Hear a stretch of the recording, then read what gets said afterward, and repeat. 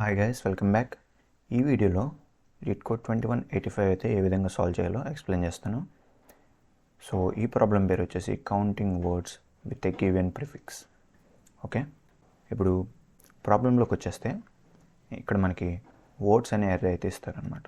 ఇందులో కొన్ని స్ట్రింగ్స్ అయితే ఉంటాయి.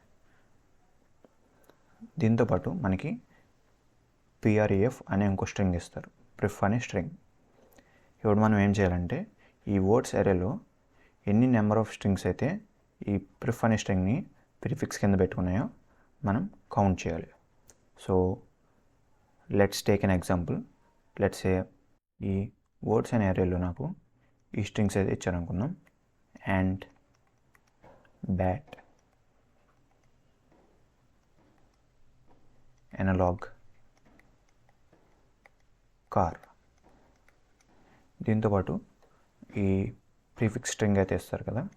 లెట్స్ ఏ ఈ ప్రీఫిక్స్ స్ట్రింగ్ అయితే AN అని ఇచ్చారనుకుందాం. ఓకే, సో ఈ AN అనే ప్రీఫిక్స్ ఇందులో ఈ వర్డ్స్ లిస్ట్లో ఎన్ని స్ట్రింగ్స్కి అయితే ప్రీఫిక్స్ కింద ఉందో కనిపెట్టాలి. ఓకే, సో బేసికల్లీ మనం ఏం చేయొచ్చు, ఈ వర్డ్స్ లిస్ట్లో ఈచ్ స్ట్రింగ్ని చూసుకుంటూ వెళ్ళొచ్చు. రైట్, అలా చూసుకుంటూ వెళ్తున్నప్పుడు ఈచ్ స్ట్రింగ్కి ఇది ప్రీఫిక్స్ కింద ఉందో లేదా చూడొచ్చు. సో ఇనీషియల్గా నేను ఏం చేస్తాను అంటే నా రిజల్ట్ వచ్చేసి 0 అనుకుంటున్నాను. అంటే ఇనీషియల్గా నేను 0 వర్డ్స్కి అయితే ఇది ప్రిఫిక్స్ కింద ఉంది అనుకుంటున్నాను. ఇప్పుడు ఫస్ట్ వర్డ్ చూస్తున్నా. ఫస్ట్ వర్డ్ వచ్చేసి యాంట్. దీనికి మీరు చూడొచ్చు, ఈ యాంట్ అనే వర్డ్లో AN అనేది ప్రిఫిక్స్ కింద ఉంది. సో నా రిజల్ట్ అనేది ఇనీషియల్గా 0 ఉంది. ఇప్పుడు ఇంకో వర్డ్ చూసాం కాబట్టి ప్రిఫిక్స్ ఉన్నది 1 అవుతుంది రిజల్ట్. తర్వాత బ్యాట్ చూస్తే దీనికి ఈ AN అనేది ప్రిఫిక్స్ కింద లేదు. రైట్, సో రిజల్ట్ని ఇంక్రిమెంట్ చేయక్కర్లా. తర్వాత ఎనలాగ్ అనే వర్డ్ ఉంది. ఈ వర్డ్లో చూడొచ్చు AN అనేది ప్రీఫిక్స్ కింద ఉంది. సేమ్ ఈ ప్రీఫిక్స్ స్ట్రింగ్ అనేది ప్రీఫిక్స్ కింద ఉంది ఆ వర్డ్లో. సో మనం ఇప్పుడు ఇంకో వర్డ్ అయితే చూసాం కాబట్టి ఆ ప్రీఫిక్స్ ఉన్నది రిజల్ట్ని 2 చేసుకుంటున్నాం, ఇంక్రిమెంట్ చేస్తున్నాం. తర్వాత కార్ అనే వర్డ్ ఉంది. దీనిలో ఈ AN అనేది ప్రీఫిక్స్ కింద లేదు. సో నా రిజల్ట్ అనేది స్టిల్ 2 వర్డ్స్ మాత్రమే. సో ఫైనల్గా మనకి ఏమర్థమైంది, 2 స్ట్రింగ్స్కి అయితే ఇది ప్రిఫిక్స్ కింద ఉంది అని అర్థమైంది. ఈ రిజల్ట్ని మనం ఫైనల్గా రిటర్న్ చేసేస్తాం. సో ఈ ఆల్గరిథం వచ్చేసి వెరీ స్ట్రైట్ ఫార్వర్డ్. మనం ఏం చేయట్లేదు, ఈచ్ వర్డ్ని చూసుకుంటూ వెళ్తున్నాం. అలా చూసుకుంటూ వెళ్తున్నప్పుడు ఆ వర్డ్లో ఈ AN అనేది ప్రిఫిక్స్ కింద ఉందా లేదా, ఈ ప్రిఫిక్స్ స్ట్రింగ్ ఇస్తారు కదా, అది ఆ వర్డ్లో ప్రిఫిక్స్ కింద ఉందా లేదా చెక్ చేసుకుంటున్నాం. అలా ఈచ్ వర్డ్కి చెక్ చేసుకుంటూ వెళ్తున్నాం, అంతేనా. ఇప్పుడు లెట్స్ సే 2 స్ట్రింగ్స్ ఉన్నాయి అనుకుందాం. str1 వచ్చేసి AN అనుకుంటున్నాను, str2 వచ్చేసి యాంట్ అనుకుంటున్నాను. ఇప్పుడు ఈ str1 అనేది ఈ స్ట్రింగ్ 2కి ప్రీఫిక్స్ అని మనం కనుక్కోవాలంటే ప్రోగ్రామ్ ఏ విధంగా రాయొచ్చు. సో పైథాన్లో ఒక మెథడ్ అయితే ఉంది. అదేంటంటే str2 డాట్ స్టార్ట్స్ విత్ అని ఉంటుంది. ఈ మెథడ్కి మీరు ఆ ప్రీఫిక్స్ స్ట్రింగ్ ఏదైతే ఉందో అది ఇచ్చారనుకో. సో str1 ఇస్తున్నాను.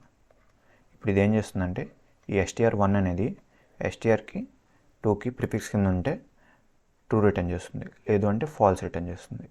ఓకే, సో ఈ విధంగా అయితే మీరు చెక్ చేయొచ్చు ఈ str1 లేదా ప్రిఫిక్స్ స్ట్రింగ్ అనేది ఈ మనం చూసే స్ట్రింగ్ యొక్క ప్రీఫిక్స్ కింద ఉందా లేదా అనేది. లెట్స్ ఏ మీరు పైథాన్ వాడట్లేదు అనుకో, లేదంటే జావా లాంటి ప్రోగ్రామింగ్ లాంగ్వేజెస్ వాడుతున్నారు అనుకుందాం.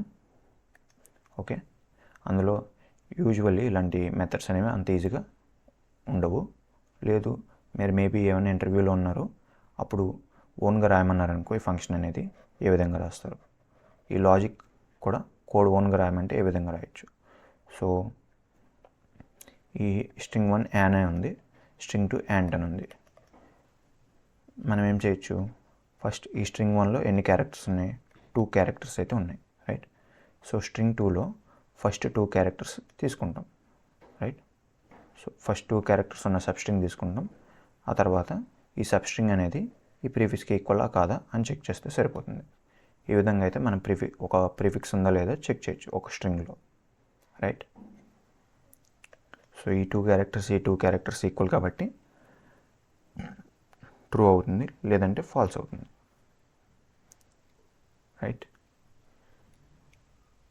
గ్రేట్. ఇప్పుడు అయితే కొన్ని ఎడ్జ్ కేసెస్ అయితే ఉన్నాయి. అయ్యండి లెట్స్ ఏ యాంట్ అనే స్ట్రింగ్ని ప్రీఫిక్స్ కింద ఇచ్చారు. ఓకే, యాక్చువల్ స్ట్రింగ్కి వచ్చేసి లేదా యాక్చువల్ వర్డ్ వచ్చేసి మనకి ఏఎన్ అనుకుందాం. ఇప్పుడు మీరు చూస్తే నార్మల్గా చెక్ చేయాలంటే ఏం చేస్తారు, ఈ ప్రీఫిక్స్ అనే స్ట్రింగ్లో 3 క్యారెక్టర్స్ అయితే ఉన్నాయి కదా. సో ఈ వర్డ్లో కూడా ఫస్ట్ 3 క్యారెక్టర్స్ చూద్దామని మీరు ట్రై చేస్తారు. బట్ ఈ వర్డ్లో 2 క్యారెక్టర్స్ ఉన్నాయి కాబట్టి మీరు ఆ విధంగా ట్రై చేస్తే ఎర్రర్ వస్తుంది. సో బేసికలీ మీరు ఏం చేయాలంటే ఈ ప్రీఫిక్సా కాదా చెక్ చేసే ముందు ఒకవేళ ఈ ప్రీఫిక్స్ అనేది ఈ మీరు కంపేర్ చేసే స్ట్రింగ్ ఎస్టీఆర్ కంటే కూడా పెద్దదా కాదా అనేది ఒకసారి ముందు చెక్ చేసుకోవాలి. ఆ తర్వాత మీరు ఈ ప్రాసెస్ అయితే చేసుకోవచ్చు, రైట్. ఒకవేళ పెద్దదైందనుకో అప్పుడే డైరెక్ట్గా ఫాల్స్ రిటర్న్ చేయొచ్చు. ఓకే, ఇప్పుడు ఈ ప్రాబ్లమ్కి కోడ్ అయితే ఏ విధంగా రాయాలో చూద్దాం. ఓకే, సో బేసికలీ మనం మెయిన్గా చేసే లాజిక్ అయితే ఇది ఇక్కడ, అండ్ ఇందులో ఈచ్ వర్డ్కి ఈ లాజిక్ అయితే అప్లై చేస్తున్నాం. సో లెట్స్ సే ఇక్కడ m నెంబర్ ఆఫ్ వర్డ్స్ అయితే ఉన్నాయనుకుందాం. ఓకే, ఈ వర్డ్స్ ఏరియాలో m నెంబర్ ఆఫ్ వర్డ్స్ అయితే ఉన్నాయనుకుందాం. అండ్ ప్రీఫిక్స్ యొక్క లెంత్ అయితే n అనుకుంటున్నాం. ఇప్పుడు ఈ m నెంబర్ ఆఫ్ వర్డ్స్కి ఈ n క్యారెక్టర్స్ చెక్ చేయాలి ఈచ్ వర్డ్కి, రైట్. సో నా ఓవరాల్ టైం కాంప్లెక్సిటీ వచ్చేసి O of m times n అయితే అవుతుంది. నెక్స్ట్ స్పేస్ కాంప్లెక్సిటీ చూసుకుంటే మనం ఇచ్చిన స్పేస్ కాకుండా ఎక్స్ట్రా స్పేస్ అయితే వాడట్లేదు, ఈచ్ టైం కంపేర్ చేస్తున్నాం అంతే.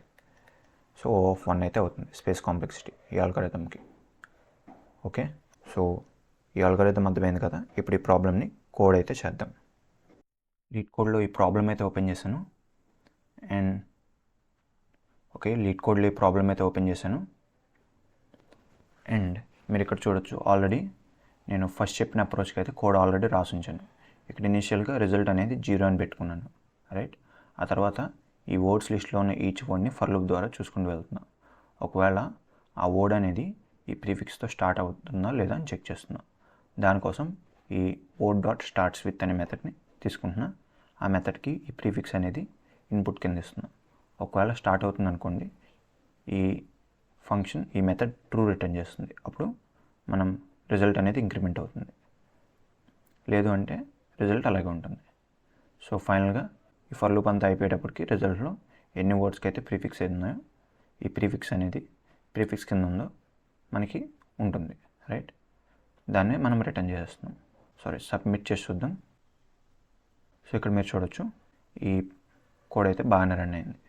అయితే ఇందాక చెప్పే కదా, సపోజ్ లాజిక్ రాయమంటే ఏ విధంగా రాస్తారు, రైట్. సో నేను ఈ లాజిక్ కోసం ఒక ఫంక్షన్ తయారు చేద్దాం అనుకుంటున్నాను ఇనీషియల్గా. లెట్స్ సే ఆ ఫంక్షన్ పేరు వచ్చేసి ఈజ్ ప్రీఫిక్స్ అనుకుంటున్నాను. ఈ ఫంక్షన్ ఏం చేస్తుందంటే ఓ ప్రీఫిక్స్ స్ట్రింగ్ దాంతోపాటు యాక్చువల్ స్ట్రింగ్ని తీసుకుంటుంది.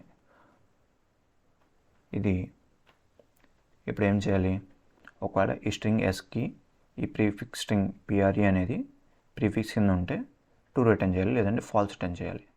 సో దీని లాజిక్ గురించి మాట్లాడేటప్పుడు ఫస్ట్ ఏం చెప్పాము, ఒకవేళ ఈ ప్రీఫిక్స్ స్ట్రింగ్ అనేది ఈ యాక్చువల్ స్ట్రింగ్ ఎస్ కంటే పెద్దగా ఉందనుకో డైరెక్ట్గా ఫాల్స్ రిటర్న్ చేయాలి.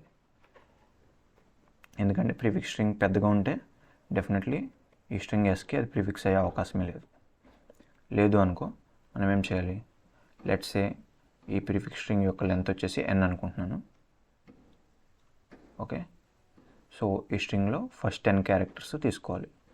సో 0 to n 0:n అని రాశాను. సో దీని ద్వారా ఇది పైథాన్ సింటాక్స్. దీని ద్వారా ఏంటంటే ఈ స్ట్రింగ్లో ఫస్ట్ 10 క్యారెక్టర్స్ తీసుకుంటున్నాను. అవి ఈ ప్రీఫిక్స్కి ఈక్వల్ కాదా అని చెక్ చేయాలి. ఒకవేళ ఈక్వల్ అయితే ఈ ఎక్స్ప్రెషన్ ట్రూ అవుతుంది, అలాగే ట్రూ రిటర్న్ అవుతుంది. ట్రూ అనేది రిటర్న్ అవుతుంది, లేదు అనుకో ఫాల్స్ రిటర్న్ అవుతుంది. ఈ విధంగా అయితే ఈజ్ ప్రీఫిక్స్ అనే ఫంక్షన్ చెక్ చేస్తుంది ఒక ప్రీఫిక్స్ ఉందా లేదా అని. సో ఇప్పుడు ఈ వర్డ్ డాట్ స్టార్ట్స్ విత్ని నేను మార్చుకోవచ్చు. సేమ్ అదే ప్రాసెస్ని ఈజ్ ప్రీఫిక్స్ అనే ఫంక్షన్ ద్వారా చేయొచ్చు. ఇది ఇనీషియల్గా ఈ ప్రీఫిక్స్ని ఇన్పుట్ కింద తీసుకుంటుంది, అలాగే స్ట్రింగ్ ఎస్ని కూడా ఇన్పుట్ కింద తీసుకుంటుంది. ఇక్కడ స్ట్రింగ్ వచ్చేసి ఏంటి, వర్డ్ అనే స్ట్రింగ్ ఉంది. సో బేసికల్లీ ఈ వర్డ్ అనే స్ట్రింగ్ ఉంది కదా, ఈ వర్డ్ అనే స్ట్రింగ్కి ఈ ప్రీఫిక్స్ అనేది ఉంటే మన రిజల్ట్ అనేది ఇంక్రిమెంట్ అవుతుంది. ఇందాక చేసిన ప్రాసెస్ సేమ్ అంతా కూడా, కాకపోతే ఈ పార్ట్కి మనం ఓన్గా లాజిక్ అయితే రాసాము, కోడ్ అయితే రాసాము, అంతేనా? సో ఇప్పుడు ప్రాబ్లమ్ని కూడా రన్ చేసి చూద్దాం. So as you can see ఇది కూడా అయితే బాగానే రన్ అయింది, రైట్? సో ఐ హోప్ ఈ ప్రాబ్లం యొక్క ఎక్స్ప్లెనేషన్ మీకు అర్థమైంది అనుకుంటున్నాను. ఒకవేళ ఈ వీడియో నచ్చితే దీన్ని లైక్ చేయండి, అలాగే ఛానల్ని సబ్స్క్రైబ్ చేయండి. Thank you.